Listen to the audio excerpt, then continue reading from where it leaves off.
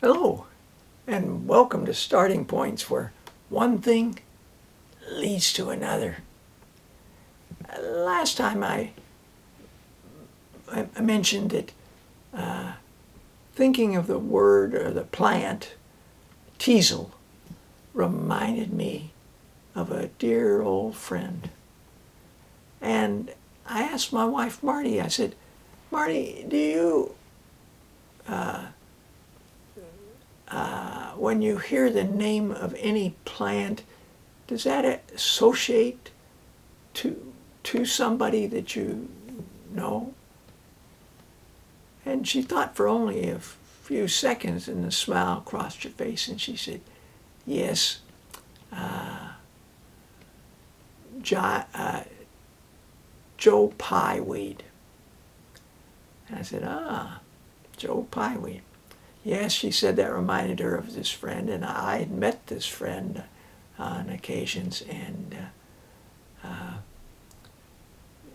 so that's neat to think about. Now, Joe Pieweed didn't call up an immediate picture for me, so I got the field guide to Wildflowers and checked in the index at the back, and sure enough, they had Joe Pieweed.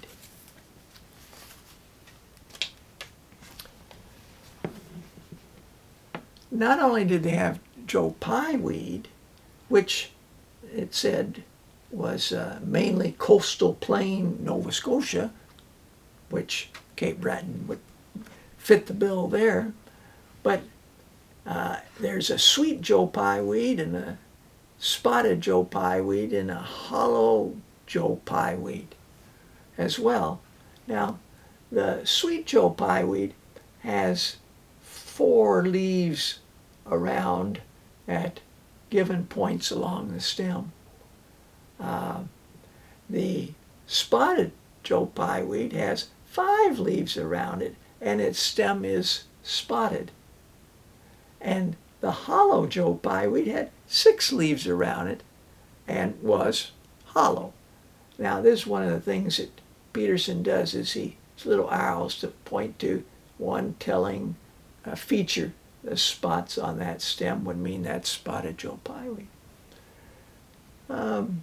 After reading and talking about last time about weeds, and Ms. Stein said that having learned all these plants from her father, that she didn't think that weeds should be, there are no weeds. And it's a very interesting point. And I tend to agree with her. This hollow Joe Pie stem reminded me of something that Douglas Tallamy, Dr. Douglas W. Tallamy, who's a professor of entomology in the University of Delaware. He's written about, half a dozen books. And I've gotten them and made sometimes copious notes, some very, very helpful information in them. This is Bringing Nature Home, updated and expanded, how you can sustain wildlife with native plants. And of his, one thing has been leading to another thing for Douglas, in that he sees connections and joins the dots, and has evolved a very interesting point of view about something which Joe, not Joe Pie, but Joe, any Joe, could try to take a part in that would make a big, big difference. And his ideas actually gotten to the point where he talks about it in terms of, and I'm going to give you the name of a YouTube video. There's several YouTube videos available where he's been asked to speak to groups, and that's gone on to and this one is one of those times. But I've seen them all, and I've just been fascinated to see his growth and perception of things, and his coming up with this remarkable solution. It's called Creating a Homegrown National Park. That's the name of the video, Creating a Homegrown National Park. The things that he shares about plants, about insects, about birds, some of the amazing photographs that he's got to share on this. Now, when you look at it, you'll notice probably that he's done some shorter ones. But I find on his shorter ones, he's a little more hurried, trying to squeeze things in, and some things he doesn't mention. I think this particular one, it's an hour and 27 minutes, but I saw it over again today in checking to be sure that was the one that I thought gave you a tremendous grounding of the reasoning that has gone into his suggestions that people living anywhere can do. Well, one of the other little things that he's done recently is he mentioned about stems that were hollow. He says most people, when the fall comes, they'll cut things down and put them in the mulch or compost heap or whatever. He said, if you saved those hollow stems, you could do something quite wonderful with them. He said, solitary bees, native bees, almost all of them live independently on their own. And if there's a stem cut a little bit above the ground surface, and it's hollow, that they might take that on as their home site. One other thing that he suggested is that you could cut maybe a 5-inch hollow stem and another 5-inch piece, and then go around in your yard at different places and maybe with a screwdriver or something create a hole and stick that into the hole then. Now, why go to that? He is aware that this idea of native bees using this for home sites, but when there's put on, and I've seen this in places, you'll have a frame 2 feet apart, and you'll have all these pieces of wood with holes drilled in them, and they're all put together like a giant apartment building. He said the trouble with that is that there are predators who will want to kill the bee. And if they come across one of these apartment structures, they'll go from hollow to hollow to hollow. So he thought it was much better, if you want to use wood and you don't have any hollow stemmed plants, to encourage native bees, then take just a small piece of 2x4 and drill a hole in and maybe a second hole, and put that somewhere in your yard, and do that on another piece and put it somewhere else. Spread them around, spread them out so they aren't so obviously all clustered together. That's a gardening tip I'm passing on to you. Well, this book of Wildflowers had in it, of course, it had loosestrife in it, and the bees, the neighbors have some loosestrife growing there. Some would say, well, it's a weed, but it's beautiful, and bumblebees are at it all the time. So one thing leads to another. There's just so much. Now, those plants that were in this were northeastern, north central North America. And they're by color and form and detail with these little look for this arrows that Peterson uses so well. Now, I did, and they're color coded. Now, I don't know how much this would mean. You know, there's a whole section that have got white flowers, and then yellow flowers, and then violet and blue, and pink and red, and so I thought, though, but what if you're trying to find the plant, identify the plant when they're not in flower? That'd be harder, because you'd have to search, I assume, through the whole book. But he's done a great job. And I noticed something.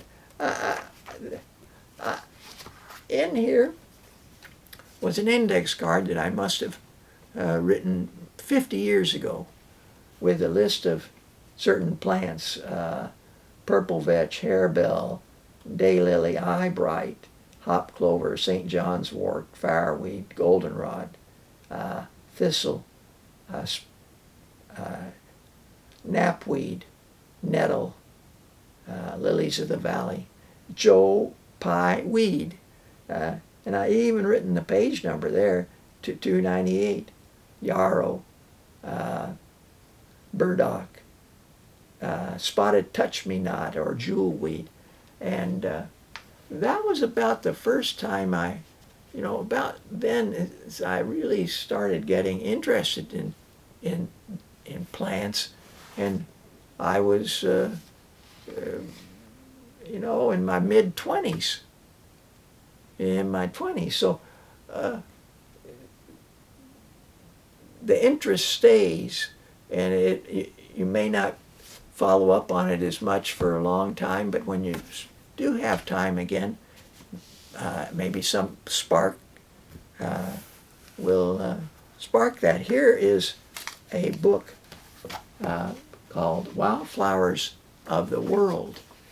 It's 1,000 plants painted by Barbara Everard, and the text is by Brian Morley. The text doesn't get enough credit because he's really done a fantastic job. You look at the plants first thing, and then the text is sort of comes second. But this is a trip around the world, and in an hour, not 80 days like Jules Verne trip around the world. You can go and look at the plants all around the world. Starts with plates about Arctic and Antarctic. And there's not too many pages, and some of them look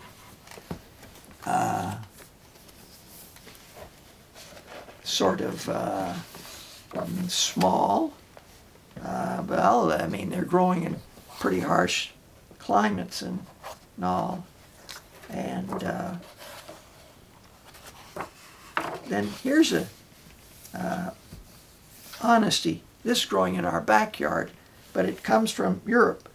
And then this book goes in all the European plants. Teasel.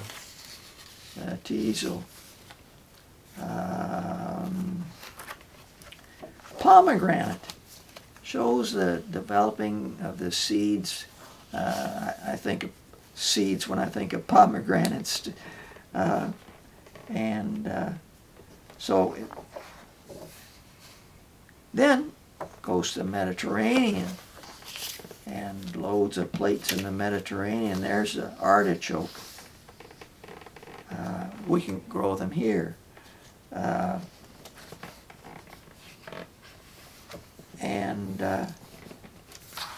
Here's a little plant. It's in they do tropical and Central Africa, and then they do South Africa. And I can understand why the journey of Anders Sparman, why he would go back after traveling with Cook to wanting to explore in South Africa, because the plant life in South Africa is quite astounding. But this plant here is called genus Sparmania, named in honor of Anders Sparman, who worked in the Cape from 1772 to 1776. I thought, oh my goodness, what connections there are. Now, the rest of the world's all in here. There's Australia, there's Southeast Asia, North America, Central America, and South America, and in that is the cacao. Is the way I understand it's supposed to be pronounced when I looked it up. But this is where we get the beans that they make chocolate out of. What a find that was in Central America. But lots of information, a really great resource. I've had this book for 50 years as well. It was, and I'd forgotten all about, it had a little history of its own. Parent wrote a note in here thanking me for teaching their son for 3 years, and there's their son. He's outside with a forsythia there, and that was just a appreciation note. But memories are strong there. Now, speaking about memories and trying to share things with younger people, here's Blueberries for Sal, Robert McCloskey. Now, Sal goes out on an adventure, on a walk with her mom, looking for blueberries. Now, she's not interested in collecting them to bring back. She's interested in eating them and being along, and she'll remember that adventure for her whole life. Of course, she's got this book to remind her.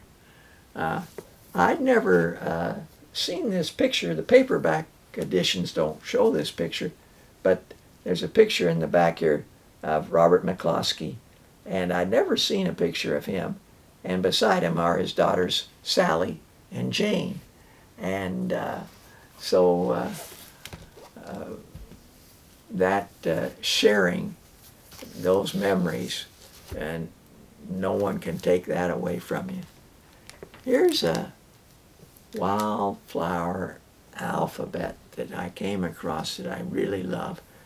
It's by Elizabeth Cameron, and she was a grandma, and this wildflower alphabet for my Dillington grandchildren, and she lists the 3 grandchildren. She's Scottish, and they are too, by their names. But she writes it, "My dear grandchildren," and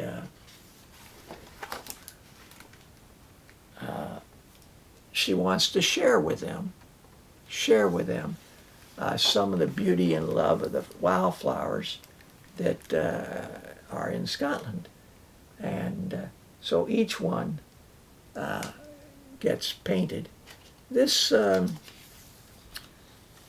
was, she painted that in 1980. And I thought, what a amazing thing to do to, when maybe walking around to these places would be hard. Maybe the children aren't anywhere near. But to create a treasure like this is still on the bluebell. That's the most extensive one. On this page, she's shown 8 moths, and she says, turn to the end of the book for details of moths. And so she's included the insects with the plants. One of the points that Doug Tallamy is stressing, the importance of the caterpillars to the birds, because the caterpillars are soft food that birds can feed to their young. And it's just so, this is just a beautiful, I think, work of love for her children to have grandchildren, to have children and grandchildren. The Wild Garden, Making Natural Gardens Using Wild and Native Plants by Violet Stevenson. And I think I was first attracted to it by the wildflower gardens, the use of, it just looks natural. It's not manicured in some sort of way that it's all, it's got different things catching your eye as you walk along or walk about. Lots and lots of ideas shown in the first part of it, but at the back part of the book is filled with useful information. Rock plants, water plants, ferns, foliage plants, trees and woodland plants, and bulbs, and well, just loads of ideas, helpful ideas in terms of planting a young tree, and or a hedgerow, or caring for ferns. And so I think that's a really rich book, Wild Garden. Maybe have some ideas that after you see, if you do see, and I hope you would give them a go, and I think you'll get caught up in what he has to share, Doug Tallamy. Anyway, thank you for tuning in, and until next time, bye for now.